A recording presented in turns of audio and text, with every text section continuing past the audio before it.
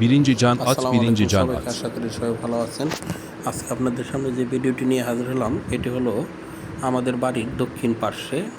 দেখেন আমাদের বাড়িটা হলো এই ধান ক্ষেত থেকে একটু পরে, আবার ওই পাশে দেখেন একটু যে বাজারগুলো দেখা যাচ্ছে, এগুলো হলো আমাদের এই ধান ক্ষেত থেকে একটু উপরে।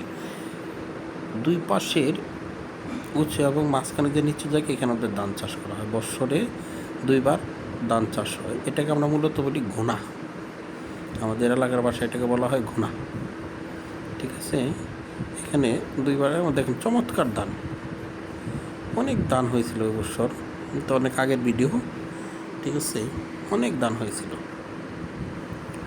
দেখেন, আশা রাখি ভালো লাগবে আপনাদের ভিডিওটি দেখলে।